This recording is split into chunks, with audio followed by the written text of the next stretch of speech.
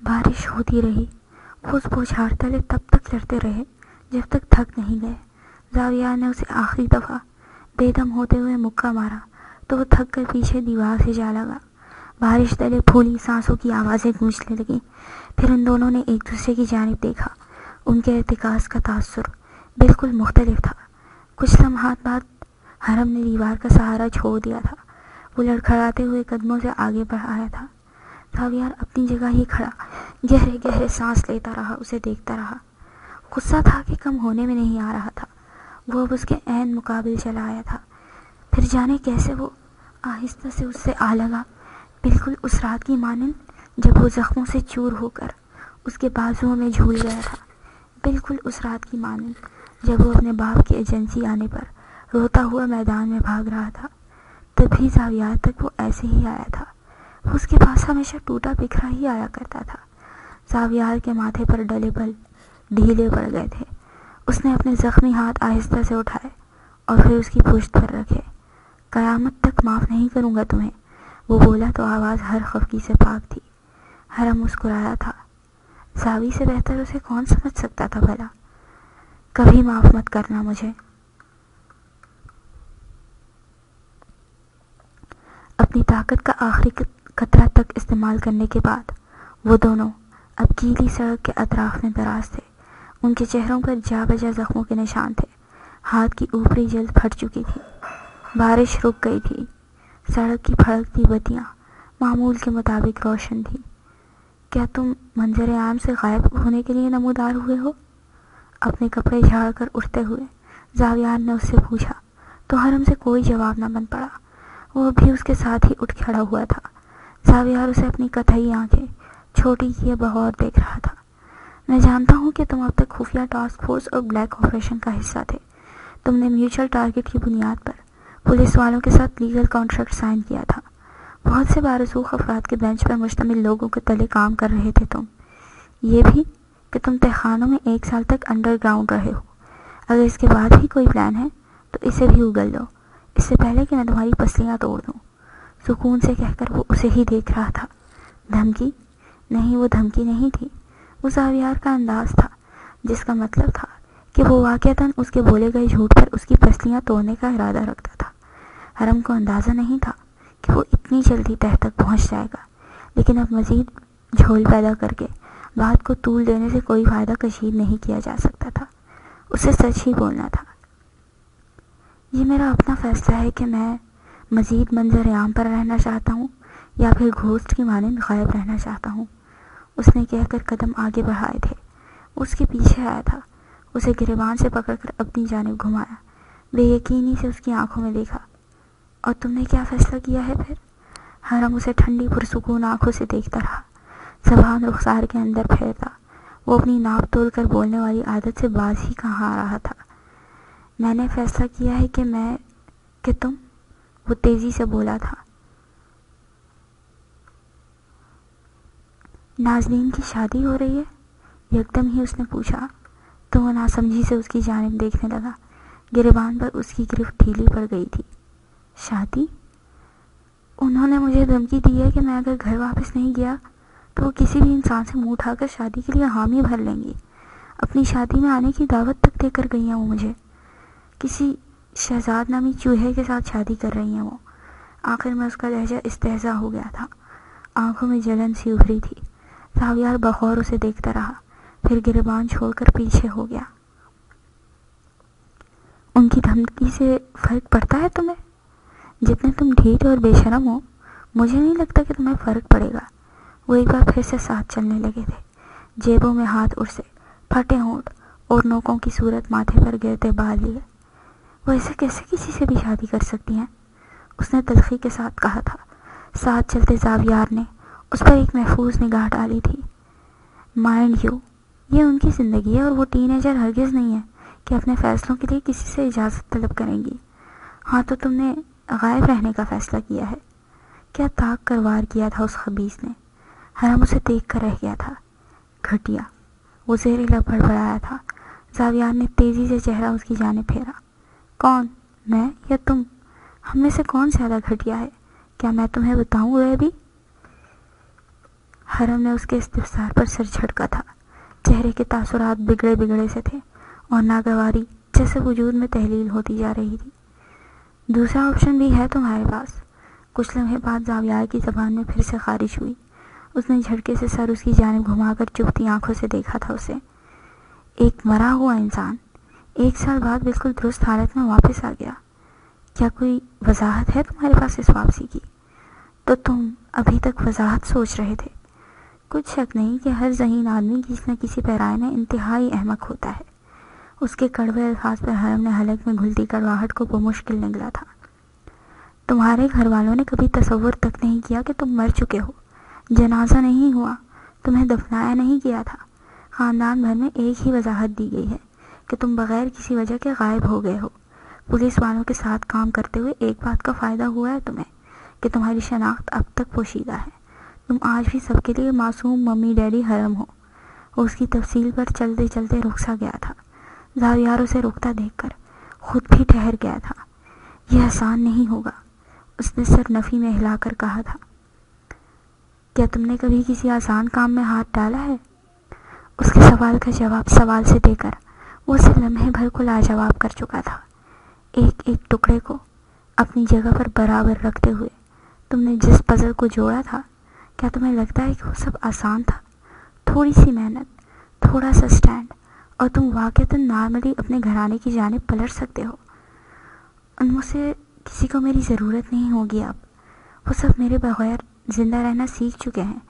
میرے پاس کوئی حق نہیں ہے کہ ان کی زندگیوں کو ایک بار پھر سے متزلزل کروں۔ اس نے زاویہ کے ہر مشورے کو جسے اگلے ہی پل رد کر دیا تھا۔ پھر وہ تیزی سے آگے بڑھ کر اس کے ساتھ سے نکل گیا۔ پھر دیکھ لینا اس شہزاد کے ساتھ میڈم کی شادی۔ اتنے ہی مرد ہو تو؟ وہ اس کے پیچھے بلند آواز سے بولا تھا۔ اس کے بڑھتے قدم رک گئے۔ کراہ کر اس نے آنکھیں بند کی تھیں۔ میں ان کے لیے اچھا آپشن نہیں ہوں، اس نے پلٹے بغیر کہا تھا۔ زاویہ نے بیزار ہو کر جیب میں ہاتھ ارس لیے تھے، پھر اس کے پیچھے پیچھے بڑھ آیا۔ اگر تم نے ان سے شادی نہیں کرنی تو میں کر لوں گا، تم سے چرا لوں گا میڈم کو، برداشت کر لو گے؟ اس کے سامنے آتے ہوئے اس نے آنکھوں میں ٹھنڈا لیکن چمکتا سا تاثر لیے کہا تھا۔ حرم نے چونک کر چہرہ بلند کیا۔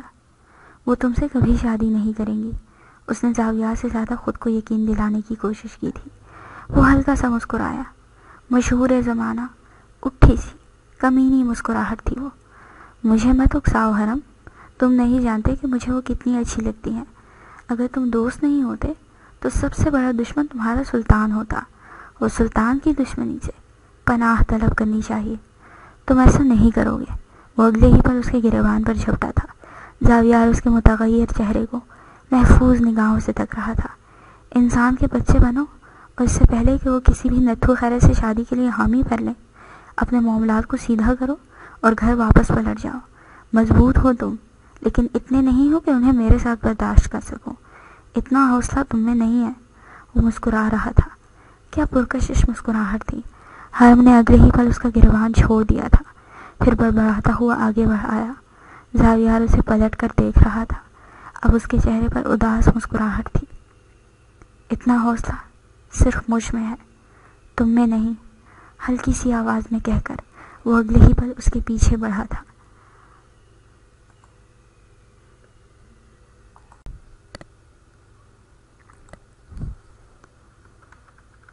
وہ گھر چلی آئی، لیکن پھر اسے ساری رات نیند نہیں آ سکی۔ اسے بیچ راستے میں بغیر کسی حتمی جواب کے چھوڑ آئی تھی۔ اسے چین کیسے آنا تھا بھلا؟ رات کے آخری پہر تک وہ بالکنی کی سرسراتی ہوا تلے کھڑی رہی۔ مستقل کھڑے رہنے سے اس کے پیر شل ہونے لگے تھے۔ کسی پہلو پر سکون نہیں آ رہا تھا۔ کیا اس نے غلطی کر دی تھی؟ اگر وہ سچ میں واپس نہیں آیا تو؟ ہر گزرتے پل کے ساتھ اسے اپنے فیصلے پر پچھتاوا ہونے لگا تھا۔ دل کسی انجانے خوف سے بیٹھا جا رہا تھا۔ رات ڈھل گئی، دن چڑھ آیا۔ حرم کی خیر خبر نہیں آ سکی۔ اس کے پاس حرم سے رابطہ کرنے کا کوئی ذریعہ بھی موجود نہیں تھا۔ وہ خالی نظروں سے موبائل میں اس کا پیارا لڑکا کے نام سے سیو ہوئے نمبر کو دیکھتی رہی۔ وہ اس نمبر کی عدم موجودگی کے باوجود بھی اسے اپنے موبائل سے حذف نہیں کر سکتی تھی۔ یہ نمبر حرم نے اپنے ہاتھوں سے سیو کیا تھا، وہ اسے کیسے مٹا سکتی تھی بھلا؟ ناشتے کی ٹیبل پر آفس کے لیے تیار وہ کانٹا پلیٹ میں ادھر ادھر کر رہی تھی۔ گھر والے غیر محسوس طریقے سے اس کے گمسم انداز کو دیکھ رہے تھے۔ وہ صبح سے کچھ نہیں بھولی تھی، نہ ہی ٹھیک سے کھا رہی تھی، نہ اس نے وجدان کو مسکرا کر دیکھا تھا۔ وہ بس خلا میں گھور رہی تھی۔ سہیل نے اسے بغور دیکھا اور پھر لبوں کو ٹیشو سے تھپ تھپا کر اس کی جانب کا ٹیبل بجایا۔ وہ جیسے چونکی تھی۔ خلا سامنے سے تحویل ہوئی تو اسے سہیل کی فکر مند سی شکل نظر آئی۔ اب سب اسے ہی دیکھ رہے تھے۔ وہ گڑبڑائی تھی۔ آفس سے جلدی آ جانا آج، شہزاد کی ماں تمہارے لیے بہت چاؤ سے رشتہ لانے کی بات کر رہی تھی، صوفیہ نے یک دم کہا تو وہ پھر سے چونکی۔ کانٹا بے ساختہ ہی پلیٹ میں جا گرا تھا۔ گھر والے اس کے بوکھرائے ہوئے انداز کو سمجھنے کی کوشش کر رہے تھے۔ آج کیا ہم 2 دن صبر نہیں کر سکتے امی؟ میں ذہنی طور پر تیار نہیں ہوں، اس نے کہا تو صوفیہ جو اس کی بات کو رد کرنے ہی لگی تھی ٹہر گئیں۔ سہیل نے انہیں ہاتھ سے روک دیا تھا۔ وہ اب نازنین کی جانب نرمی سے متوجہ تھے۔ ٹھیک ہے، 1-2 دن ٹہر جاتے ہیں، کوئی قباحت نہیں۔ شکریہ انکل۔ وہ الجھی سے ٹیبل سے اٹھ کھڑی ہوئی تھی۔ اسے نہیں پتا تھا کہ وہ بلا وجہ ان سے 2 دن کی مہلت بھی کیوں طلب کر رہی تھی۔ کیا اسے حرم نے کوئی امید دلائی تھی؟ یقیناً نہیں۔ نازو کی طبیعت تو ٹھیک ہے نا؟ روہیلا نے چہرہ موڑ کر اسے جاتے دیکھا تو استفسار کیا۔ وجدان اپنا سراپا پوری طرح پھیرے فکر مندی سے اسے دیکھ رہا تھا۔ اس نے ناشتہ چھوڑ دیا تھا، پھر وہ تیزی سے اس کے پیچھے داخلی دروازے تک چلایا۔ پھپھو سب ٹھیک ہے نا؟ آپ ٹھیک ہیں؟ وجدان کا قد اس سے دراز ہو گیا تھا۔ اسے غائب بدماغی سے دیکھتی، سر اس بات میں ہلا رہی تھی۔ وجدان کو اس کے جواب پر یقین نہیں آتا۔ مجھے تو ٹھیک نہیں لگ رہی آپ۔ میں ٹھیک ہوں۔ کیا ہم پھر سے راز رکھنے لگے ہیں پھپھو؟ اس نے اسے بازوؤں سے تھام کر نرمی سے پوچھا تو نازنین کے سامنے چھم سے حرم کا چہرہ لہرایا۔ اسے بازوؤں سے تھامے، وہ بھی اس سے ایسی ہی کوئی بات کہہ رہا تھا۔ اسے جواب دینے میں وقت لگا تھا۔ نہیں وجی، ایسی کوئی بات نہیں۔ آپ کو شہزاد کے رشتے پر کوئی اعتراض ہے تو بتائیں، ابھی جا کر سب کو منع کر دیتا ہوں۔ کوئی آپ سے دوبارہ اس حوالے سے بات نہیں کرے گا۔ اس کے مضبوطی سے کہنے پر وہ صبح پہلی دفعہ مسکرائی تھی، پھر ہاتھ آگے بڑھا کر اس کے بالوں کو بکھیرا۔ مجھے پتا ہے کہ تم کول گائے بن گئے ہو، سب تمہاری بات سننے اور ماننے لگے ہیں، اہمیت بھی دینے لگے ہیں تمہیں۔ عنقریب ڈاکٹر بن جاؤ گے تو بہت سی لڑکیوں کی مائیں عقابی نگاہوں سے دیکھیں گی تمہیں، لیکن وجدان انصاری، تمہاری پھوپھو ابھی ہینڈل کر سکتی ہیں ان مسائل کو۔ مجھے شہزاد کے رشتے پر کوئی اعتراض نہیں ہے، بس تھوڑا وقت چاہیے تاکہ میں خود کو تیار کر سکوں، اس نے نرمی سے مسکرا کر کہا۔ وجدان سے بغور دیکھتا رہا۔ سچ نہ پھوپھو؟ کوئی تنگ کر رہا ہے آپ کو تو بتائیں۔ اس کے استفسار پر وہ ہنستی تھی، پھر چہرہ اٹھا کر اسے دیکھا۔ جو تنگ کر رہا ہے تم اسے ہینڈل نہیں کر سکتے، مطلب کوئی آپ کو واقعی پریشان کر رہا ہے؟ وہ سمجھ کر سر ہلا رہا تھا۔ وہ ہنستی جا رہی تھی۔ وجدان کا انداز ہی ایسا تھا۔ ہاں، بہت پریشان کیا ہے اس نے مجھے، اب بھی کر رہا ہے۔ کون ہے؟ بتاؤں گی تمہیں، لیکن ابھی نہیں، کچھ وقت دو مجھے۔ پھوپھو آپ کسی خطرناک آدمی سے تو ڈیل نہیں کر رہی ہیں نا؟ وہ پریشان نظر آنے لگا تھا۔ نازنین اسے چند پل دیکھتی رہی، پھر ہلکا سا مسکرائی۔ خطرناک تو ہے وہ، لیکن مجھے نقصان نہیں پہنچائے گا، اتنا میں اسے جانتی ہوں۔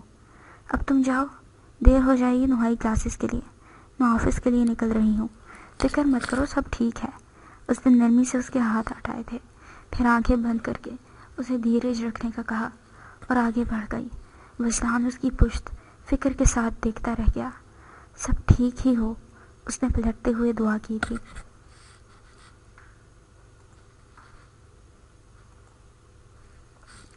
ایک دن درمیان سے بالکل خاموشی سے گزر گیا تھا۔ وہ مزید گمسم ہوتی گئی۔ وہ لاؤنج میں بیٹھی رہتی، اسے بھول جاتا کہ وہ وہاں کیوں بیٹھی ہے۔ وہ لائبریری میں قدم رکھتی تو اسے اندازہ نہ ہوتا کہ وہ وہاں کون سی کتاب لینے کے لیے آئی تھی۔ کھانے اور سونے کے اوقات جیسے گٹ مٹ سے ہو گئے تھے۔ اسی شام زاویار اس سے ملنے چلا آیا تھا۔ ایجنسی والے دن کے بعد وہ اس سے آج مل رہی تھی۔ وہ گیسٹ روم میں اس کا انتظار کر رہا تھا۔ اس نے اندر داخل ہو کر اسے دیکھا اور پھر وہیں ٹہر گئی۔ زاویار اس تک اٹھ کر چل آیا تھا، ایک فاصلے پر ٹہر گیا۔ تمہارے چہرے پر زخموں کے نشان کیوں ہیں؟ وہ پوچھے بغیر نہیں رہ سکی۔ ایسے نشان عجیب طرح سے جانے پہچانے تھے۔ وہ ٹھہر گیا تھا۔ آپ کیسی ہیں میڈم؟ کیا تم زخموں کا سوال ڈاج کر رہے ہو؟ کیوں؟ کیا میں نہیں جان سکتی؟ وہ ضرورت سے زیادہ ہی تلخ ہو رہی تھی۔ 2 دن سے اس کے اندر بے سکون سا شور ہو رہا تھا۔ زاویار کی آنکھوں میں ہلکی ریتی نرمی اس کی تلخی پر سوا ہو گئی تھی۔ جی، میں آپ کے سوال کو ڈاج کر رہا ہوں۔ آپ پوچھ سکتی ہیں، لیکن فی الحال میں آپ کو بتا نہیں سکتا۔ اور کیوں نہیں بتا سکتے تم مجھے؟ کیونکہ آپ حساس ہیں۔ اوہ پلیز، اس نے کڑوی سی بیزاریت سے ہاتھ جھلایا تھا۔ وہ اس کی بیزاریت کو سمجھتا تھا۔ تم لوگوں نے مجھے پروٹیکٹ کرتے کرتے بالکل ہی بچہ تصور کر لیا ہے۔ مجھے بتانے دو کہ میں بچی نہیں ہوں زاویار۔ تم مجھے ایک عدد میٹھے جواب کے ساتھ نہیں ٹال سکتے۔ میں ایک بہت تلخ دنیا میں بڑی ہوئی ہوں۔ مجھے تلخی کا سامنا کرنے سے روکنے والے تم دونوں ہوتے کون ہو؟ بولتے بولتے اس کا سانس سب پھول گیا تھا۔ زاویار 2 قدم چل کر اس کے قریب آیا اور پھر اس کے عین سامنے آ رکا۔ کچھ اور؟ مجھے کچھ نہیں کہنا۔ ویسے بھی میری کسی بات پر تمہیں یقین ہی کب آتا ہے؟ مجھے آپ کی ہر بات پر یقین ہے میڈم۔ اچھا؟ وہ طنزاً مسکرائی تھی۔ ہاتھ سینے پر بندھ گئے تھے اور نرم سی نازنین غائب ہو چکی تھی۔ اب وہاں محض تیز زبان والی لڑکی کھڑی بحث کر رہی تھی۔ اگر میں کہوں کہ حرم زندہ ہے تو کیا تم میری بات پر یقین کرو گے؟ وہ اس کے سوال پر اسے چند پل دیکھتا رہا تھا۔ مجھے پتا ہے کہ وہ زندہ ہے، اگلے ہی پل بالکل آہستہ سے کہا تھا اس نے۔ سامنے کھڑی لڑکی کے بندے ہاتھ پہلوؤں میں آ گرے تھے۔ سانس ایک پل کو ٹھہر سا گیا تھا۔ سیاہ آنکھوں میں بے یقینی اس قدر واضح تھی کہ وہ اس کے ارتکاز سے بند سا گیا۔ آپ کو کیا لگتا ہے میرے چہرے پر کون مار سکتا ہے ایسے؟ کسی میں اتنی ہمت نہیں میڈم، سوائے ایک گدھے کے۔ نازنین کے سارے الفاظ جیسے اس سے گم ہو گئے تھے۔ وہ لب واقعی اسے تک رہی تھی۔ لے کر آؤں گا اس کے آپ کے پاس، تھوڑا صبر کریں۔ آپ کا اسٹوڈنٹ آپ کو مایوس نہیں کرے گا۔ میں آپ کا سولجر ہوں۔ وہ مسکرایا تھا۔ وہ کبھی نہیں آئے گا۔ اس کے پلانس کی ایسی کی تیسی۔ زاویہ، مزید اذیت نہیں میڈم، بس اب اذیت ختم ہونے والی ہے۔ آپ نے پریشان نہیں ہونا اب میں آپ کو یہی بتانے آیا تھا۔ وہ اگلے ہی پل اس کے ساتھ سے نکل گیا۔ وہ پیچھے خالی خالی سی کھڑی رہ گئی تھی۔ زاویار کار میں آ بیٹھا تھا۔ مسکراہٹ غائب ہوتی تھی، تکلیف رگوں میں اترتی جا رہی تھی۔ حرم کی واپسی کے بعد سب کچھ معمول پر آ جائے گا۔ وہ اسٹوڈنٹ تھا، وہ اس سے کبھی آگے نہیں بڑھ سکتا تھا۔ وہ حرم کی جگہ تھی، وہ ہمیشہ سے اس کی جگہ تھی۔ وہ ان دونوں کے لیے خوش تھا۔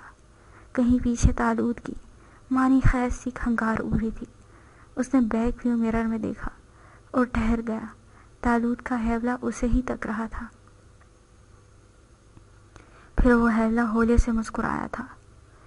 میرے بچے کے ہاتھ سخت ہیں لیکن دل بہت نرم ہے۔ نرم دل بہت تکلیف دہ ہوتا ہے۔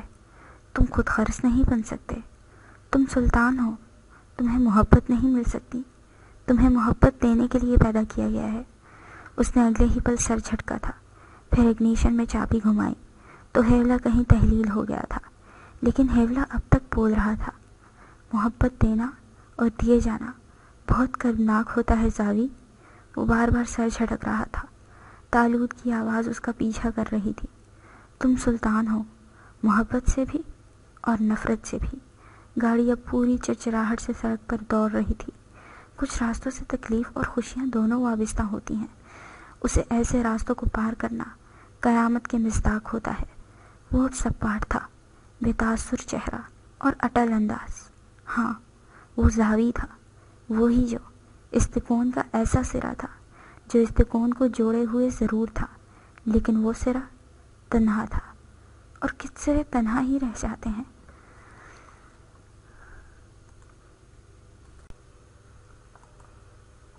پولیس بنچ کے وہ بارسوخ افسران اس کے سامنے براجمان تھے۔ وہ نیشنل پولیس بیورو میں موجود میٹنگ روم میں بیٹھے تھے۔ سامنے ایک چکنا سا ٹیبل تھا جس کے اطراف میں 6 کرسیاں لگی ہوئی تھیں۔ ایک کرسی پر سلیمان بھی اس کے سامنے موجود تھا۔ اس کے چہرے پر لگے زخم مندمل ضرور ہو گئے تھے، لیکن نشانات اب تک واضح تھے۔ ڈریس شرٹ کی آستینیں پیچھے کی جانب مڑی ہوئی تھیں۔ کالر کے 2 بٹن کھلے تھے اور سیاہ پینٹ میں ملبوس سنجیدہ چہرہ لیے وہ وجیح دکھ رہا تھا۔ اس کے بال جو ماتھے پر گر رہے ہوتے تھے وہ اب پیشانی سے ذرا پیچھے جمے تھے۔ اس کی پیشانی ہمیشہ کی طرح شکنوں سے پاک تھی، پرسکون اور ٹھنڈی۔ کانٹریکٹ کی میعاد ختم ہو چکی ہے، اب تم آزاد ہو حرم عربی۔ کمشنر نے سر ہلاتے ہوئے اس کا کانٹریکٹ اور فائل اس کے سامنے سرکائی تھی۔ اس نے نگاہ جھکا کر بس ایک نگاہ اس فائل کو دیکھا تھا۔ آپریشن کامیاب ہوا، تم ایک قابل شوٹر ہو۔ آئی جی نے اسی سنجیدگی سے اس کی صلاحیتوں کو سراہا تھا۔ سلیمان کے چہرے پر محض فخر تھا۔ اس سارے آپریشن میں مجھے ایک بات سمجھ نہیں آئی، تم نے ٹاسک فورس کا حصہ بنتے ہوئے مزید فورسز کو اپنے ساتھ کام کرنے کی اجازت کیوں نہیں دی؟ کمشنر نے اجنبی سے سوال کیا۔ وہ سیدھا ہو بیٹھا تھا۔ جتنے زیادہ لوگ اتنا زیادہ فیس کریٹ ہوتا ہے، جتنے کم لوگ ہیں اتنا کام بہتر طریقے سے ہو سکتا ہے۔ اپنا وقت انویسٹیگیشن اور ٹارگٹ پر صرف ہوتا ہے بجائے فضول آرگیومنٹس برداشت کرنے اور ٹیم کو منظم رکھنے کے۔ اس کا جواب بالکل واضح تھا۔ نیشنل انٹیلیجنس کے چیف نے سر ہلایا تھا۔ تم پولیس کیوں نہیں جوائن کر لیتے ینگ مین؟ اپنی ٹاسک فورس کے ساتھ ہی کام کرنا، مزید ٹریننگ اور کچھ اسٹڈی ریکوائرمنٹس کے علاوہ تم انتہائی مناسب آفیسر بن سکتے ہو۔ وہ ان کی بات سن کر مسکرایا تھا۔ اس کی مسکراہٹ کو سلیمان سمجھتا تھا۔ پرسنلی مجھے پولیس نہیں پسند، نہ ان کے کام کرنے کا طریقہ پسند ہے۔ پولیس 6 صاحب کوئی سے کہا تو آئی جی اکبر کے ماتھے پر ناگواری کی ہلکی سی لکیر ابھر آئی تھی۔ انٹیلیجنس چیف یوسف رضا نے سر ہلایا تھا۔ کچھ شک نہیں کہ تم ایک بے رحم شوٹر واقع ہوئے ہو۔ تمہاری زبان بھی اتنی ہی بے رحم ہے۔ 1 سال کی جہنمی قید کے بعد اچھا خاصا انسان بھی کڑوا ہو سکتا ہے۔ انہوں نے اس کے جواب پر محض سر ہلایا تھا۔ وہ کرسی پر پیچھے ہو بیٹھا تھا۔ مستقبل میں مزید آپشنز کے لیے تمہارا کیا ارادہ ہے؟ پولیس اتنی اچھی نہیں لگتی، لیکن اپنی مرضی سے طے کی گئی ٹاسک فورس میں تم اپنے طریقے سے کام کر سکتے ہو۔ اگر میں اس کانٹریکٹ کی میعاد کو طول دینا چاہوں تو معاشرے میں پلتے ناسوروں کو جڑ سے اکھاڑ پھینکنا کچھ برا نہیں ہوگا۔ آئی جی اکبر نے اسے اس کا طنز بالکل اسی کے انداز میں لوٹایا تو وہ سر جھکا کر مسکرایا، لیکن اسی پل کوئی اس کے ساتھ کرسی کھینچ کر بیٹھ رہا تھا۔ اس نے چونک کر چہرہ اس جانب پھیرا۔ وہ زاویہ تھا جو اب اس کے ساتھ ان افسران کے بالکل عین مقابل بیٹھا ہوا تھا۔ کانٹریکٹ کی میعاد میں اضافہ کرنے والا آئیڈیا کچھ برا نہیں ہوگا سر۔ آپریشنز کر کے ناسور جڑ سے اکھاڑ پھینکنا میں بھی کچھ برا نہیں ہے۔ پولیس کی مزید ریکوائرمنٹس اور ٹریننگ کے بعد ہم دونوں واقعتاً آفیسر بننے کے قابل ہوں گے کیا؟ روانی سے سوال کیا تو حرم اسے چہرہ پھیرے چپ چاپ دیکھنے لگا۔ اسے نہیں پتا تھا کہ زاویہ کیا کرنا چاہ رہا تھا۔ ایجنسی کے ٹریننگ پر بھروسہ بہت ہے مجھے، لیکن پھر بھی درکار ضروریات کے بعد آفیسر بننے میں کوئی قباحت نہیں۔ آئی جی نے مسکرا کر سر ہلایا تھا۔ زاویہ نے چہرہ پھیر کر اسے دیکھا۔ اٹھی مسکراہٹ اور اس کے کان میں چمکتا وہ ایک عدد ڈاپس۔ اسے منظر عام پر آنے کی اجازت مل گئی؟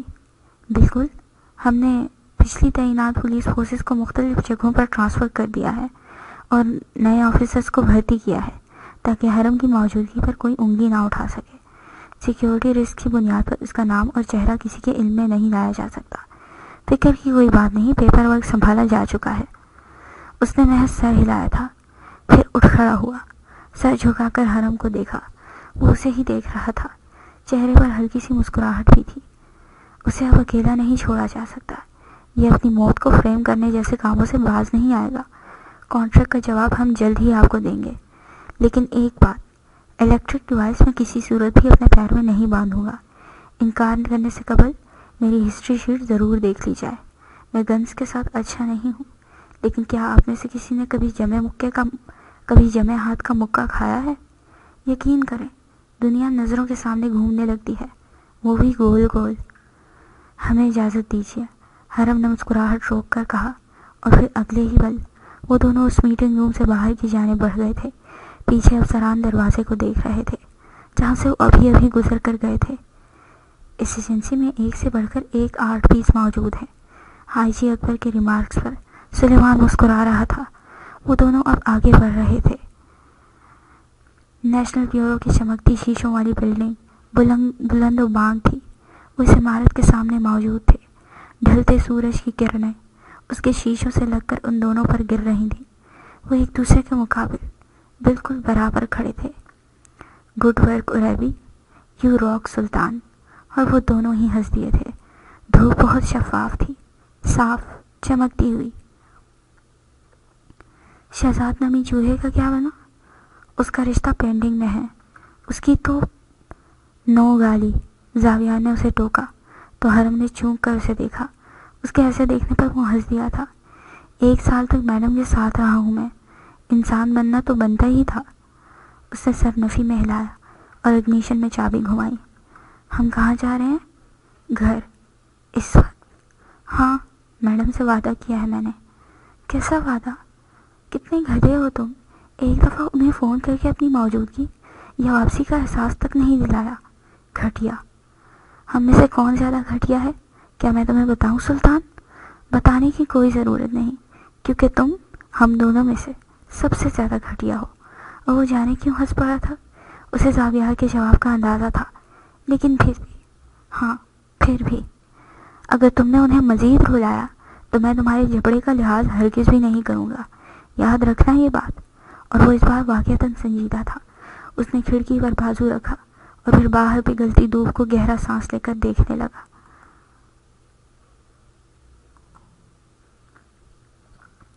ڈاکٹر صاحب کیسے ہیں؟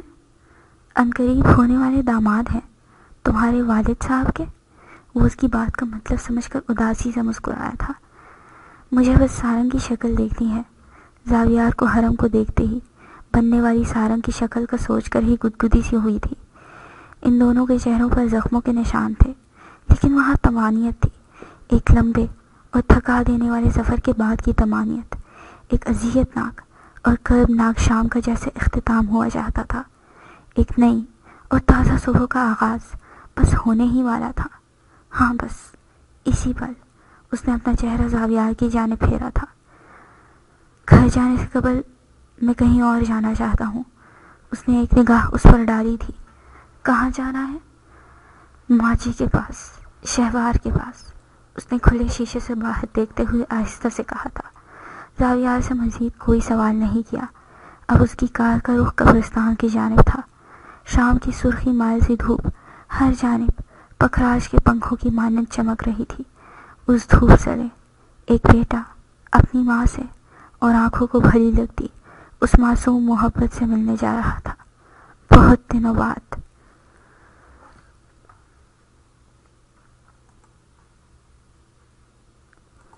شام کے گہرے ہوئے سائے تلے وہ دونوں قبرستان میں داخل ہو رہے تھے۔ قبرستان ویسا ہی تھا، سنسان، پراسرار، خاموش۔ وہ دونوں اب ایک قبر پر کھڑے تھے۔ حرم کے چہرے پر آج سکون تھا۔ وہ آہستہ سے پنجوں کے بل ماجی کی قبر کے ساتھ بیٹھ گیا۔ زاویہ اس کے ساتھ ہی کھڑا ہاتھ بلند کیے دعا مانگ رہا تھا۔ حرم نے ہاتھ آگے بڑھا کر نم مٹی پر پھیرا۔ آپ کی آغوش بہت نرم تھی ماجی، کوئی آغوش اس نرم گرم سی گود کا مقابلہ نہیں کر سکتی۔ شام کی گھلتی روشنی میں اس کی آواز بہت مدھم اور اداس تھی۔ آپ کا بدلہ لیا جا چکا ہے، بس آپ کا بیٹا ویسا نہیں رہا۔ معصومیت کھو دی ہے آپ کے بیٹے نے، لیکن معصومیت کا سودا اتنا بھی مہنگا نہیں تھا۔ اس سودے کے دوسرے سرے پر آپ اور شہوار تھی۔ مٹھی پر ہاتھ پھیرتا وہ کہہ رہا تھا۔ ڈھلتا سورج بہت خوبصورت اور سرخ معلوم ہو رہا تھا، آسمان کسی حسینہ کی سرخی سے لبریز محسوس ہو رہا تھا۔ میں آپ کے پڑھائے گئے سبق بھول گیا ماں جی، مجھے بندوقیں چلانا یاد رہ گئیں بس۔ زاویہ نے گہرا سانس لے کر دوسری جانب دیکھا۔ مزید کچھ دیر سرگوشیاں کرنے کے بعد وہ وہاں سے اٹھ گیا۔ اس کا رخ 2 قبریں چھوڑ کر شہوار کی قبر کی جانب تھا۔ سفید بے داغ آنچل اور بے ریاسی سیاہ آنکھیں دل جیسے سکڑ کر پھیلا تھا۔ وہ آنکھوں کا پہلا خواب تھی۔ اس کے چھوٹنے پر آنکھیں تک زخمی ہو گئی تھی اس کی۔ وہ اس کی قبر میں برابر میں آہستہ سے بیٹھ گیا تھا۔ اس نے ہاتھ بڑھا کر اس کی قبر کو نہیں چھوا۔ شہوار کو شاید یہ بات پسند نہیں آتی۔ اس نے اس سے کچھ نہیں کہا، اس کے پاس کہنے کے لیے کچھ نہیں تھا۔ زاویہ نے جھک کر اس کے کندھے پر ہاتھ رکھا۔ اس کا بھاری ہوتا حلق وہ محسوس کر سکتا تھا۔ بدلے لیے جانے کے بعد بھی کیا دکھ ختم ہو جاتے ہیں؟ یادیں مٹ جاتی ہیں، شامیں تکلیف دینا بند کر دیتی ہیں۔ شاید نہیں، شاید کبھی نہیں، جدائی زندہ رہتی ہے، دل سے خون رستا رہتا ہے۔ وہ وہاں سے اٹھ کھڑا ہوا تھا، پھر پلٹ گیا۔ زاویار اس کے پیچھے ہی تھا، خشک پتوں پر قدم دھرتے وہ گزر رہے تھے۔ اے شام، اگر تم سے کوئی پوچھے کہ موت سے زیادہ بے رحم شے کیا ہوتی ہے تو اسے کہنا زندگی۔ قبرستان کا دروازہ جھول رہا تھا، ہوا سرسرا رہی تھی، مغرب بکھرنے لگی تھی، قبریں مہک رہی تھی، عزازیل زندہ تھا، ابلیس کا خاتمہ ہو چکا تھا۔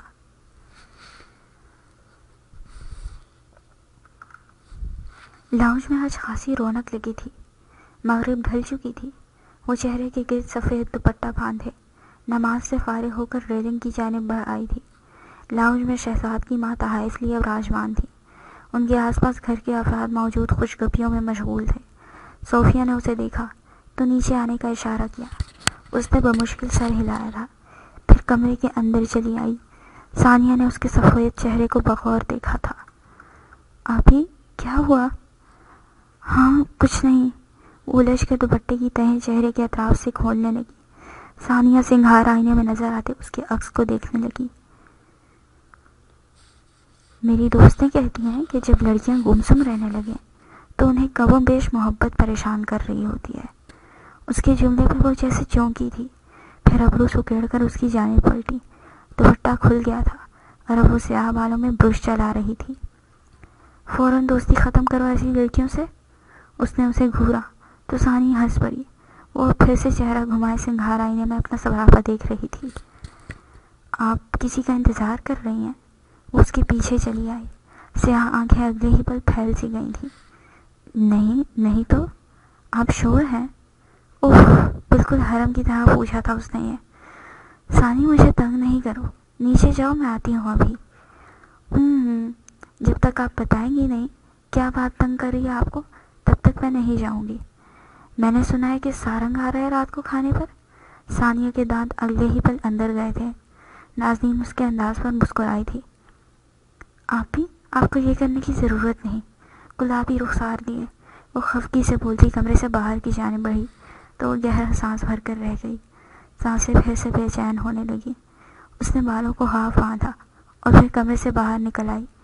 جامنی رنگ کی لمبی قمیص اور چوڑی دار پاجامہ پہنے وہ سفید روشنیوں تلے پیاری لگ رہی تھی۔ اس نے زینوں سے اترتے ہوئے داخلی دروازے پر ایک دانستہ نگاہ ڈالی تھی۔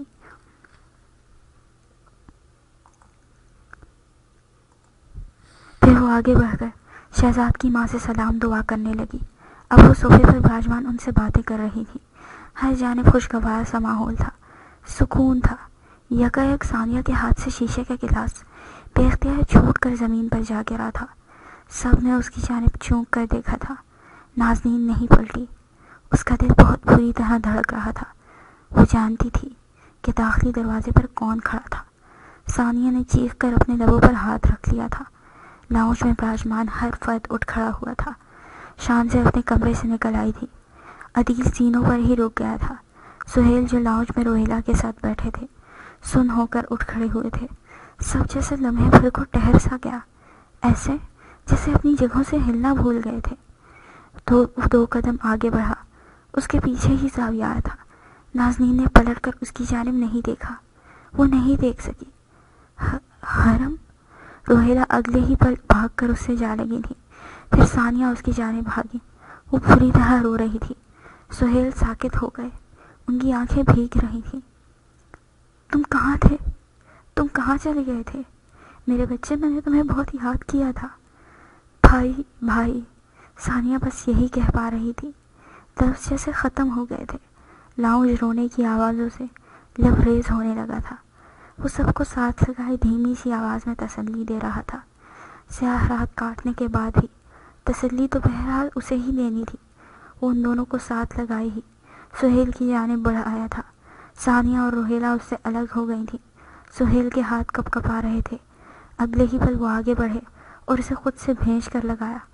وہ رو رہے تھے۔ اس کی جدائی نے انہیں بے حد کمزور کر دیا تھا۔ وہ اسے بوڑھے نظر آنے لگے تھے۔ صوفیہ آنسو صاف کرتی اس کے سر پر ہاتھ پھیر کر اسے دعائیں دے رہی تھی۔ وہ دعائیں دینے والا لڑکا تھا۔ شائستہ سے ملتے وقت وہ مسکرایا تھا۔ وہ اسے نم آنکھوں سے مسکرا کر خوش آمدید کہہ رہی تھی۔ عدیل اب اسے خود سے بھیج کر لگائے ہوئے تھا۔ کچھ دنوں پہلے ہی اس کے یہاں بیٹا پیدا ہوا تھا۔ شان سے اسے سلام کرتی، اب اسے اس کا بھتیجا دکھا رہی تھی۔ وہ اس کے معصوم رخساروں کو چھوتا، اسے پیار کرنے لگا تھا۔ اسی بہر صوفے پر بیٹھی نازنین پر اس کی نگاہ پڑی تھی۔ وہ جھکا اور اسے دیکھا۔ کیسی ہیں آپ؟ مجھ سے ملیں گی نہیں؟ نازنین کی آنکھیں بھیگ رہی تھیں اور ناک سرخ ہو رہی تھی۔ وہ اس سے نظریں نہیں ملا پائی۔ اگلے ہی پل آہستہ سے اٹھ کر زینوں کی جانب بڑھ گئی۔ وہ اسے پلٹ کر دیکھ رہا تھا۔ گھر میں یکدم اتنی ہما ہمی مچ گئی تھی کہ نازنین کی غیر موجودگی اس کے علاوہ کسی کو بھی محسوس نہیں ہوئی تھی۔ اسی پل داخلی دروازے سے سارنگ اور وشتان داخل ہوئے اور پھر اسے لاؤنج میں شہزاد کی ماں سے جھک کر ملتے دیکھ کر وہ ٹھہر گئے تھے۔ ان دونوں کی شکلیں دیکھنے لائق تھیں۔ وجی کی آنکھیں پوری طرح سے پھیل گئی تھیں اور سارنگ پل کے جھپکانا تک بھول گیا تھا۔ ساویار نے سارنگ کی پشت پر ہاتھ رکھ کر اسے حرم کی جانب دھکیلا تھا۔ وہ ساکت ہوا اسے دیکھ رہا تھا۔ حرم مسکرایا اور پھر اسے کھینچ کر خود سے لگایا۔ سارنگ شاید رو رہا تھا۔ حرم نے وجدان کو بھی پاس آنے کا اشارہ کیا تو وہ تیزی سے پاس چلا آیا۔ زاویار بھی اسی پل آگے بڑھ آیا تھا۔ وہ ان تینوں کو ہی اپنے بازوؤں میں سمیٹ چکا تھا۔ سب انہیں دیکھتے ہنس رہے تھے۔ وہ خوشی کا گھر تھا۔ وہ آنسوؤں سی نم خوشی کا گھر آنا معلوم ہو رہا تھا۔ کیا، کیوں، کیسے، کب، کہاں؟ سوال ہی سوال تھے۔ وہ ثانیہ کو خود سے لگائے سب کے جوابات بہت تسلی سے دے رہا تھا۔ سب کی آنکھیں بار بار بھیگنے لگتی تھیں۔ وہ سامنے براجمان تھا۔ نگاہوں کو اس کی موجودگی پر یقین نہیں آتا تھا۔ رات قطرہ قطرہ بہتی جا رہی تھی۔ روہیلہ بار بار اس کا چہرہ چھو کر یقین دہانی کرنے کی کوشش کرتی تھی۔ ثانیہ اسے یک ٹک دیکھ رہی تھی اور سہیل کے سوالات ختم نہیں ہو رہے تھے۔ رات کا تیسرا پہر شروع ہوا تو سب نے اسے آرام کا کہہ کر اپنے کمروں کا رخ کر لیا تھا۔ وہ صبح اٹھنے کے بعد دوبارہ اسے دیکھنے کے لیے اپنے بستر تک چلے گئے تھے۔ ان کی آنکھیں اسے دیکھتے دیکھتے نہیں تھک رہی تھیں۔ سارنگ اور زاویار کو دروازے تک چھوڑنے چلا آیا تھا وہ۔ زاویار اسے تنبیہ کر رہا تھا۔ سارنگ ان دونوں کو مسکرا کر دیکھ رہا تھا۔ زاویار اپنی کار کی جانب بڑھا تو سارنگ متوجہ ہوا۔ کلینک آؤں گا، کافی پلا دینا۔ وہ ہنس دیا تھا، پھر سر اس بات میں ہلا کر اسے خود کے ساتھ لگایا۔ حرم میں جان تھی اس کی۔ وہ اور زاوی اپنی اپنی منازل کی جانب بڑھنے لگے تو وہ گہرا سانس لیتا اندر بڑھ آیا۔ لمحے بھر کو اس نے داخلی دروازے پر ٹھہر کر گھر پر ایک نگاہ ڈالی۔ گھر وہ ہوتا ہے جہاں انسان خود کو محفوظ محسوس کرے۔ پچھلے 1 سال میں اس نے خود تک آتے ہر شخص کی سانس تک پر شک کیا تھا۔ زندہ رہنے کے لیے اسے اپنی جانب بڑھتے ہر شخص پر شک کرنا تھا، یہاں تک کہ اس نے ہائر اپس پر بھی بھروسہ نہیں کیا۔ اس دنیا میں کوئی بھروسے کے قابل نہیں تھا۔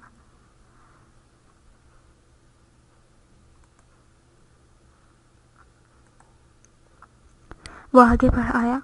اس کا رخ ثانیہ کے کمرے کی جانب تھا۔ وہ دوبارہ اسے نظر نہیں آئی تھی۔ وہ بس اسے ایک نظر دیکھنا چاہتا تھا۔ اگلے ہی پل اس نے دروازہ دھکیلا تو سامنے بستر خالی دکھائی دیا۔ ثانیہ روہیلہ کے کمرے میں سونے چلی گئی تھی۔ وہ اندر چلا آیا۔ ایک نگاہ بے ساختہ ہی بالکنی پر پھسلی تو ٹہر سا گیا۔ ٹھنڈ میں وہ گھٹنوں پر رخسار رکھ کے سو رہی تھی۔ اس کے سیاہ بال جھک کر زمین کو چھو رہے تھے۔ رات کی سیاہی میں مدھم سی چاندنی تلے وہ چاندنی کا ہی مجسمہ معلوم ہو رہی تھی۔ وہ وہیں ٹہرا رہا، آنکھوں میں نرمی لیے اس کے نازک وجود کو دیکھتا رہا۔ یکایک ہوا کا ایک سرسراتا جھونکا اسے چھو کر گزرا تو وہ کپ کپائی۔ حرم چونکا، پھر آگے بڑھ کر بڑھ سے چادر اٹھائی، قدم قدم چلتا اس کے پاس چلا آیا۔ چادر کھول کر اس پر ڈالی تو اگلے ہی پل اس نے ایک جھٹکے سے رخسار گھٹنے سے ہٹایا تھا۔ نیند سے بھری آنکھیں لیے وہ پہلے پہل تو اپنے اوپر جھکے اس کے ہیولے کو ناسمجھی سے دیکھتی رہی۔ حرم نے چادر اس پر ڈالی اور جو ہی پلٹنے لگا تو نازنین نے اس کا ہاتھ تھام لیا۔ وہ ٹھہر گیا، پھر پلٹ کر اسے دیکھا۔ وہ چہرہ اٹھائے اسے ہی تک رہی تھی۔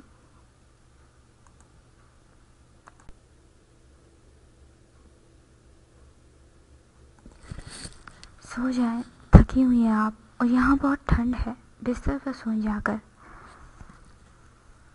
تم تھے نا وہ جو اندھیرے میں مجھ پر چادر ڈال کر خاموشی سے پلٹ جایا کرتے تھے؟ وہ اس کا جواب جانتے ہوئے بھی سوال کر رہی تھی۔ حرم نے چونک کر اس کی جانب دیکھا تھا۔ نازنین نے اس کی جیکٹ کی آستین اب تک تھامی ہوئی تھی۔ میں اتنا کیئرنگ نہیں ہوں جتنا آپ مجھے سمجھتی ہیں۔ وہ اپنا ہاتھ چھڑانے کے بجائے اس کے سامنے پنجوں کے بل بیٹھ گیا تھا۔ نازنین کے سیاہ بال ہولے ہولے اڑ رہے تھے، بالوں کے ہالے میں دمک تھا۔ اس کا چہرہ آج بھی حرم کو ڈسٹریکٹ کر رہا تھا۔ مجھے پتا ہے تم کیئرنگ نہیں ہو، تم بدتمیز ہو۔ وہ ہنس دیا تھا۔ چاندنی کی بہتی ندی اس کی ہنسی پر فریفتہ ہوئی تھی۔ نازنین نے اس کی آستینیں متاع کل کی مانند تھامی ہوئی تھیں۔ اس کی نگاہیں حرم کی کلائی میں بندھی اس تتلی نما ہار پر پھسلی تھی۔ پھر اس کی نگاہوں نے حرم کی آنکھوں تک کا سفر کیا تھا۔ اپنائیت سے اسے دیکھتی، خوبصورت آنکھیں۔ تم نے میرا ہار مجھے واپس نہیں کیا کبھی؟ آپ کو کیا لگتا ہے میں اب تک زندہ کیسے رہا ہوں؟ اس کے سوال پر وہ چونکی تھی۔ تتلی سے نازنین، نازنین سے سیاہ آنکھیں، سیاہ آنکھوں سے حرم۔ ایک دائرہ تھا جس میں ہمیشہ میں آپ کے ساتھ قید رہا ہوں۔ تتلی، حرم، نازنین، سیاہ آنکھیں، چکر دار دائرہ جس میں ہر دفعہ گھوم کر میں آپ تک پہنچ جاتا ہوں۔ وہ اسے دیکھتی رہی۔ حرم نے نچلا لب دانتوں تلے دبا لیا۔ آپ مجھے صبح اٹھ کر دیکھ سکتی ہیں؟ ڈر لگ رہا ہے۔ صبح اٹھوں گی تو سب ہوگا لیکن تم نہیں ہوگے، آہستہ سے کہا، تو وہ جواباً اسے کچھ نہیں کہہ سکا۔ آپ ناراض نہیں ہیں مجھ سے؟ آستین اب تک اس کی مٹھی میں قید تھی۔ نازنین نے ہولے سے سر نفی میں ہلایا تھا۔ اس کے لبوں پر دلکش سی مسکراہٹ بھی ابھر آئی تھی۔ پھر آپ مجھے دیکھ کر اوپر کیوں آ گئی تھی؟ میں سب کے سامنے رونا نہیں چاہتی تھی۔ اور میرے سامنے رو سکتی ہیں آپ؟ لبوں پر ہلکی سی مسکراہٹ بھی ہوئے آئی تھی۔ ہاں ہاں، وہ حیران ہوا تھا، آنکھوں میں مسکراتی سی حیرت لیے۔ وہ نازنین کو بالکل چھوٹا بچہ لگا تھا۔ ہاں، تمہارے سامنے رو سکتی ہوں میں۔ اسپیشل ہوں پھر تو میں؟ سر کے پیچھے ہاتھ پھیرا۔ رخسار ہلکی سے گلابی ہوئے تھے اس کے۔ نازنین اس کے انداز پر ہنستی تھی۔ اسپیشل نہیں، انتہائی خود پسند ہو تم۔ آپ انصاف کریں، کیا مجھے خود پسند نہیں ہونا چاہیے؟ وہ دونوں دھیمی سرگوشی میں ایک دوسرے کو دو بدو جواب دے رہے تھے۔ خود پسند ہونا اچھی بات نہیں، پھر اچھی بات کیا ہے مس نازنین انصاری؟ جس طرح سے اس نے نازنین کا نام لیا تھا، سامنے بیٹھی لڑکی کے دل میں ہلچل سی مچ گئی تھی۔ اس نے اگلے ہی پل اس کی آستین چھوڑ دی تو وہ حیران ہوا۔ آپ پکڑ سکتی ہیں؟ میں یہاں مزید ایسے بیٹھ سکتا ہوں؟ آنکھوں میں معصومیت سمیٹ کر کہا تو وہ پھر سے ہنس پڑی۔ اب جاؤ، تم سو جاؤ، آرام کرو۔ مجھے نیند کیسے آئے گی اب؟ وہ خفا ہوا تھا۔ اس نے بالوں کو کان کے پیچھے اڑس کر ناسمجھی سے دیکھا تھا اسے۔ کیا مطلب؟ آپ بال باندھے پہلے، مجھے اپنی بات بھول رہی ہے بار بار۔ اور وہ پھر سے ہنس پڑی تھی۔ تمہیں کیا مسئلہ ہے میرے بالوں سے؟ اتنے تو پیارے ہیں۔ لبوں پر تپائی ہوئی مسکراہٹ تھی۔ حرم نے اسے آنکھیں پھیلا کر دیکھا تھا۔ یہی تو مسئلہ ہے کہ یہ بہت پیارے ہیں۔ اس کے جواب پر وہ مسکراہٹ سے دبا کر اسے دیکھتی رہی تھی۔ پھر اپنے برابر ہاتھ سے جگہ تھپ تھپائی تو اس کا اشارہ سمجھ کر وہ آگے بڑھ کر دیوار سے ٹیک لگائے اس کے ساتھ آ بیٹھا۔ کیسی رہی آپ 1 سال تک؟ سنبھالتی رہی، خود کو، گھر والوں کو۔ خوش ہیں اب آپ؟ اس کے سوال پر نازنین نے چہرہ گھما کر اسے دیکھا تھا، پھر سر اس بات میں ہلایا۔ تھیراپی سے ذہنی حالت پہلے سے خاصی بہتر ہو گئی ہے میری۔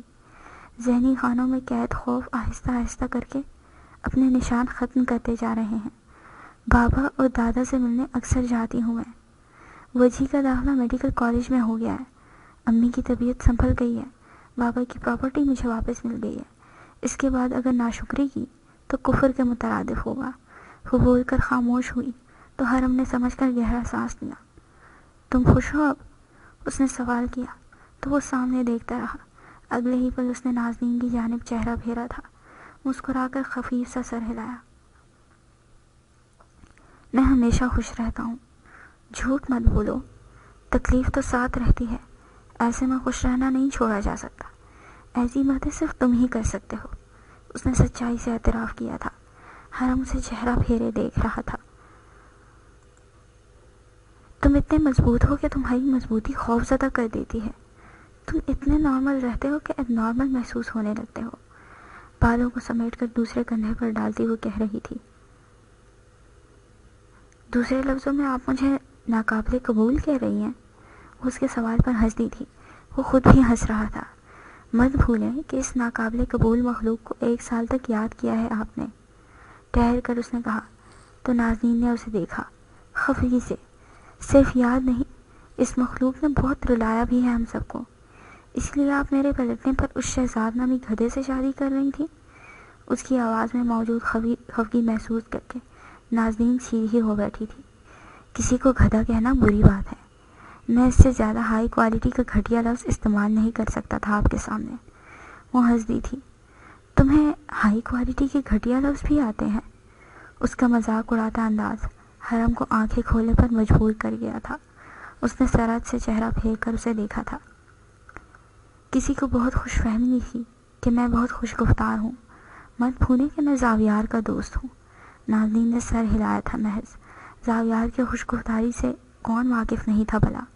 دور سے کہیں فجر کی اذانیں گونجی تھیں۔ رات کی سیاہی میں صبح کی ہلکی سی گرج پھوٹ پڑی تھی۔ آپ شہزاد سے شادی نہیں کریں گی۔ آپ اسے پسند نہیں کرتی اور نہ ہی وہ آپ کے قابل ہے، سعادت مندی سے کہا تو ہاتھ باندھے مسکراہٹ دبا کر اسے دیکھنے لگی۔ تم جیلس ہو رہے ہو؟ اس کے سوال پر جیسے اسے کسی نے ڈنک مارا تھا۔ کیا؟ نہیں؟ پھر شہزاد بالکل ٹھیک ہے۔ نازنین ہاں کیا؟ انجان بنتے ہوئے پوچھا تو حرم نے دیکھا زیادہ کچھ نہیں ہوگا۔ شہزاد خود گھر پر آ کر آپ کے رشتے سے انکار کر کے جائے گا۔ حرم اب اس کی باری تھی اسے گھڑکنے کی۔ وہ سکون سے مسکرایا تھا، پھر بے چارگی سے کندھے اچکائے۔ مجھے نماز پڑھنی ہے۔ وہ اٹھ کھڑی ہوئی۔ اس نے بے ساختہ ہی اس کی گلائی تھام لی تھی، پھر اٹھ کر اس کے مقابل کھڑا ہوا۔ اس کی گلائی اگلے ہی پل چھوڑ دی۔ بس 2 سال چھوٹا ہوں میں آپ سے۔ اس کی بات پر وہ حیرت سے اسے دیکھنے لگی تھی۔ تو اگلے ہی پل ہاتھ باندھ کر اعتماد سے اسے دیکھا۔ وہ اس کے انداز پر گڑبڑایا تھا۔ تو یہ کہ آپ نے وجدان کو یہ کیوں کہا کہ میں آپ کو بچہ لگتا ہوں؟ وہ اسے چہرہ اٹھائے دیکھ کر رہ گئی تھی۔ وہ واقعتاً پوچھ رہا تھا۔ 1 سال سے اس نے یہ سوال خود کے پاس سنبھال کر رکھا ہوا تھا۔ نازنین کو سمجھ نہیں آتا کہ اسے کیا جواب دے۔ اسے ضرورت سے زیادہ ہی سنجیدہ لگ رہی تھی۔ کیا تمہارے اس سوال کے بعد مجھے یہ بتانے کی ضرورت ہے کہ تم بچے کیوں لگتے ہو مجھے؟ اس نے زومانی سے طنز کیا اور پھر وضو بنانے پلٹ گئی۔ وہ بے بسی سے گردن پیچھے ہاتھ پھیر کر ہنس دیا تھا۔ اسے اس کا جواب مل گیا تھا۔ چاندنی اب ٹھنڈی سی روشنی میں تحلیل ہوتی جا رہی تھی اور وہ دونوں اس روشنی تلے مسکرا رہے تھے۔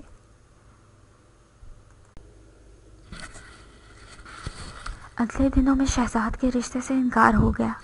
گھر والے پریشان تھے کہ بغیر کسی وجہ کے شہزاد رشتہ کیسے واپس لے سکتا تھا۔ نازنین نے ایک نظر سامنے صوفے پر براجمان حرم پر ڈالی تھی۔ وہ نظر نہیں گھوری تھی۔ حرم نے مسکرا کر بے چارگی سے کندھے اچکائے تھے۔ زاویار اب اپنی ماں کو لیے بستی میں آ ٹھہرا تھا۔ وہ روبینہ کو اپنے قریب رکھنا چاہتا تھا۔ بستی ایجنسی سے بے حد قریب تھی۔ اگلے دن وہ سب سارنگ کے کلینک میں چلے آئے۔ اس نے کافی پارٹی رکھی تھی۔ حرم کے واپس آنے کی خوشی میں ان کی خوشخبریوں سے کلینک کی سفید روشنیاں مزید روشن محسوس ہونے لگی تھیں۔ گھر کی جانب پلٹتے ہوئے نازنین اور زاویار تک چلی آئی تھی۔ حرم ثانیہ کے ساتھ اندر جا چکا تھا۔ وہ اسے دیکھ کر مسکرائی تھی۔ تم نے وعدہ پورا کر دیا۔ تم واقعی میرے سولجر ہو زاویار۔ وہ محض مسکرا کر رہ گیا تھا۔ یہ تنگ کرے تو بتائیے گا۔ اس کا انداز ویسا ہی تھا۔ نازنین ہنستی تھی۔ وہ مسکرا کر اسے ہاتھ ہلاتا پلٹ گیا۔ سڑک تک آتے آتے اس کی مسکراہٹ سمٹ گئی تھی، لیکن دل مطمئن تھا۔ اس نے وہی کیا تھا جو اسے کرنا چاہیے تھا۔ وہ اپنے دوست کے لیے، نازنین کے لیے بے حد خوش تھا۔ اس نے گھر میں داخل ہو کر روبینہ کے کمرے کا رخ کیا اور پھر ان کے ہاتھ پر سر رکھے ہی سو گیا۔ انہیں اب تک یاد نہیں آیا تھا، لیکن وہ اسے آہستگی سے قبول کرنے لگی تھیں۔ وہ اسے زاویار پکارنے لگی تھیں۔ اس کے لیے بس یہی کافی تھا۔ حرم نے نازنین کے کمرے کا دروازہ کھٹکھٹایا۔ وہ اس کے سامنے دروازہ کھولے کھڑی تھی۔ وہ ہلکا سا مسکرایا۔ اب کوئی شہزاد رشتہ نہیں لا سکے گا، یہ بتانے کے لیے دروازہ بجایا ہے تم نے؟ وہ مسکراہٹ دبائے پوچھ رہی تھی۔ حرم نے سر نفی میں ہلایا تھا۔ کیا آپ شادی کریں گی مجھ سے؟ اگر میں انکار کر دوں تو؟ نازنین نے اپنی تھوڑی کچھ اور اوپر اٹھائی تھی۔ کیا آپ کے پاس چوائس ہے؟ بھوری آنکھیں مسکرائی تھیں۔ نازنین نے دروازہ اگلے ہی پل اس کے منہ پر بند کیا تو وہ ہنستا ہوا پلٹا۔ دوسرے دن وہ لائبریری میں کھڑی کوئی کتاب نکال رہی تھی۔ حرم آہستگی سے اس کے ساتھ آ کھڑا ہوا۔ نازنین نے اسی پہر اپنی ہتھیلی اس کے سامنے پھیلائی تو وہ حیران ہوا۔ کیا؟ میرا نیکلس جو تم نے ہاتھ میں باندھ رکھا ہے، یہ اب میرا ہے۔ اس نے بچوں کی طرح ہاتھ کمر کے پیچھے کر لیا تھا۔ نازنین نے زور سے کتاب بند کی، لب بھینچ کر آنکھیں چھوٹی کیے اسے دیکھا۔ یہ تمہارا کیسے ہو گیا؟ کیونکہ اب کوئی شہزاد آپ کے لیے رشتہ نہیں لا سکے گا۔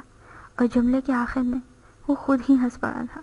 نازنین بمشکل مسکراہٹ دبائے اسے دیکھ رہی تھی۔ اس کا کیا تعلق ہے میرے نیکلس سے؟ اس کا یہ تعلق ہے کہ شہزاد کے علاوہ آپ کے پاس ایک معصوم شوٹر کا انتہائی مناسب رشتہ موجود ہے۔ جب آپ رشتے کے لیے حامی بھریں گی تو آپ آفیشیلی اس شوٹر کی ہو جائیں گی۔ جب آپ اس شوٹر کی ہو جائیں گی تو اصولی طور پر آپ کی چیزوں پر اس شوٹر کا حق ہوگا۔ اس طرح یہ نیکلس میرا ہے۔ گاڈ! نازنین اس کی وضاحت پر سرخ ہوئی تھی۔ اس نے اس کے کندھے پر کتاب مار کر اسے پرے ہٹایا اور باہر کی جانب چلی آئی۔ وہ اسے چلتے پھرتے تنگ کر رہا تھا اور ایک دن سہیل نے اس سے پوچھ ہی لیا، نازنین کو پسند کرتے ہو تم؟ وہ پوری طرح چونکا تھا۔ لاؤنج میں براجمان ہر شخص کی نگاہ اس کی جانب تھی۔ جی، اس کے سوالیہ سے جی پر نازنین اور ثانیہ کی دبی دبی سی ہنسی ابھری تھی۔ میرا خیال ہے تم راضی ہو، کیونکہ کسی شہزاد کا رشتہ تو اب ویسے بھی نہیں آئے گا۔ اور ان کی جانب سے ایسی چوٹ پر وہ واقعتاً گڑبڑا گیا تھا۔ سب ہنس دیا۔ آخر میں وہ خود پر ہنس رہا تھا۔ پھر اس نے چہرہ پھیر کر نازنین کو دیکھا۔ اب روج کا ہے۔ آپ شوٹر کی ہیں اور آپ کی ہر شے پر اس شوٹر کا حق ہے، وہ کہہ رہا تھا۔ نازنین نے گہرا سانس لے کر سر ہلایا تھا۔ محض اگلے ہی دنوں میں اس کی حرم سے نسبت طے کر دی گئی تھی۔ وہ آفیشیلی شوٹر کی ہو گئی تھی۔ کئی راتوں بعد اس کے فون پر ایک پیغام ابھرا تھا۔ وہ خاموشی سے کمرے سے اٹھایا۔ وہ کمرے سے باہر کی جانب بڑھا۔ رات کا تیسرا پہر چل رہا تھا۔ اپنے پیچھے قدموں کی چاپ سن کر وہ لمحے بھر کو ٹہرا تھا، پھر پلٹا۔ کمرے کی چوکھٹ پر نازنین کھڑی تھی۔ اس کے سیاہ بال اطراف میں گر رہے تھے اور آنکھوں میں نیند کا کچا سا گلابی پن تھا۔ اسے اس وقت جاتا دیکھ کر بالکل چپ چاپ رہ گئی تھی وہ۔ کہاں جا رہے ہو؟ اس نے پوچھا اور ساتھ ہی پاس چلی آئی۔ ٹھنڈے ماربل پر وہ ننگے پیر کھڑی اس سے استفسار کر رہی تھی۔ حرم کے ہاتھ میں لوڈ ہوا پستول دیکھ کر وہ اندر ہی اندر گھبرائی تھی۔ وہیں جہاں سے میرا تعلق ہے، فیلڈ پر؟ اس وقت؟ اترتی رات دیکھ کر وہ پریشانی سے بولی تھی۔ Order is order. تم جب بھی جاتے ہو واپس نہیں آتے۔ واپس نہیں آتا؟ پھر یہ آپ کے سامنے کون کھڑا ہے؟ میرا بھوت؟ وہ مدھم سی آواز میں مسکرا کر بولا تو نازنین نے سر نفی میں ہلایا۔ اس کی آنکھوں میں ہلکی سی نمی بھی ابھر آئی تھی۔ تم یہ کام کیوں کر رہے ہو؟ ایک نارمل زندگی بھی تو گزار سکتے ہو نا تم؟ ریلنگ پر ایک ہاتھ ٹکائے وہ چہرہ اٹھا کر اسے دیکھ رہی تھی۔ حرم کو اس کا ہاتھ چھوئے بغیر اندازہ تھا کہ وہ یخ ہوگا۔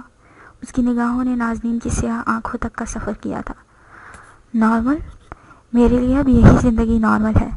لمحے بھر کو اس نے پستول اٹھا کر اسے دکھایا تھا۔ میں مزید کسی بچے کو اپنی ماں کے بغیر زندہ نہیں دیکھ سکتا۔ میں کسی کو بچپن کی محرومی کے ساتھ بڑھتا ہوا نہیں دیکھنا چاہتا۔ میں کسی لڑکی کو اپنے خوفناک خوابوں سے ڈر کر اٹھتا ہوا نہیں دیکھنا چاہتا۔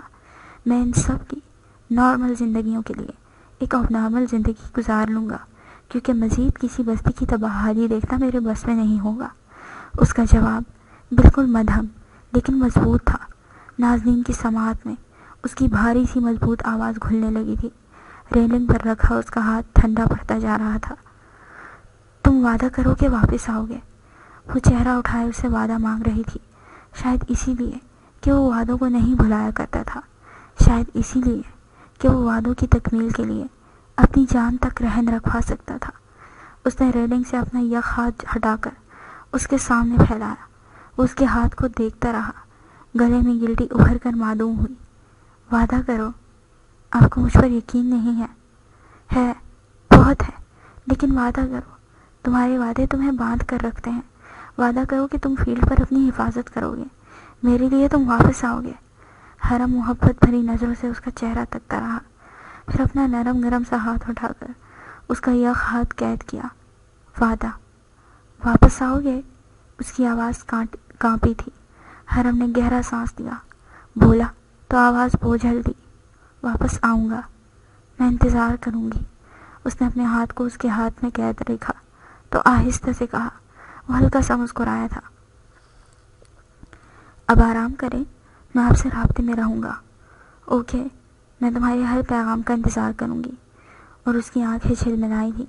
وہ پلکیں جھپکائے بغیر اس کی آنکھوں میں دیکھتا رہ گیا۔ ایسے کھڑی رہیں گی تو کیسے جاؤں گا میں؟ اس کی آواز بوجھل ہو رہی تھی۔ وہ یہاں کھڑی رہتی، ایسی آنکھوں سے دیکھتی تو کیسے جاتا؟ میں نے تمہیں نہیں روکا۔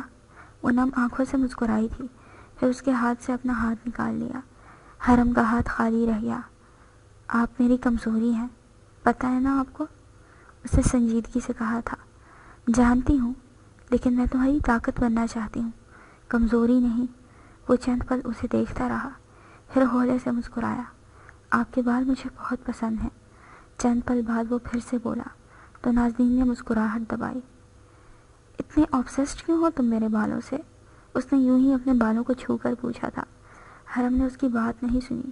کسی لمحے کے زیر اثر وہ ہاتھ اٹھا کر اس کے نرم بالوں کو چھونا چاہتا تھا، لیکن اگلے ہی پل ٹھہر گیا، اپنا ہاتھ پیچھے کر لیا۔ نازنین اس کے انداز کو بغور دیکھ رہی تھی۔ بس میں آبسیسڈ ہوں؟ اب یہ مت کہنا کہ ان پر بھی تمہارا حق ہے۔ وہ شوق ہوئی تھی۔ اس کے مقابل کھڑا لڑکا ہنس دیا تھا۔ حق تو ہے۔ 2 قدم پیچھے ہٹتے ہوئے اس نے معنی خیزی سے کہا تھا۔ نازنین کے رخسار بے ساختہ گلابی ہوئے تھے۔ زینوں کے دہانے پر ٹھہر کر اس نے ایک بار نازنین کی جانب دیکھا، اس سے پہلے کہ وہ خود پر قابو نہیں رکھ پاتا، تیزی سے زینے اترتا چلا گیا۔ نازنین کی نگاہیں دور تک اس کا پیچھا کر رہی تھیں۔ اس کی آنکھیں نم تھیں، لیکن لب آسودگی سے مسکرا رہے تھے۔ حرم نے پیچھے مڑ کر نہیں دیکھا۔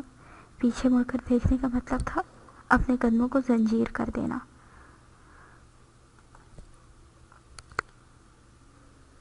اس نے کال بیک کی اور پھر فون سنتا آگے بڑھ آیا۔ Operation in process 0۔ کئی لمحات بعد اب آؤٹ ڈور شوٹنگ سینٹر میں اس کا ہیلا ہاتھ لمبا کیے نشانہ لے رہا تھا۔ راجر سر، اس نے کان میں لگے آلے کو دبا کر کہا۔ اسی پہر کوئی اس کے ساتھ آ کھڑا ہوا تھا۔ وہ کانٹریکٹ رینیو کر چکے تھے۔ اس دفعہ ٹاسک فورس کا حصہ زاویار بھی تھا۔ آرگن ٹریفکنگ بلیک آپریشن شروع ہوا چاہتا ہے۔ فضا میں یکدم گولیوں کی بلند آواز گونجی اور سامنے جھولتا ٹارگٹ درمیانی دائرے سے پھٹ گیا۔ حرم اور زاویار فیلڈ پر ہیں۔ ویلکم بیک شوٹرز، تالوت کے حیولے نے کہیں پیچھے سے مسکرا کر کہا تھا۔ زاویار اور وہ پے در پہ گولیوں سے ٹارگٹ چھلنی کرتے جا رہے تھے اور ظلم کے خلاف اٹھ کھڑے ہو۔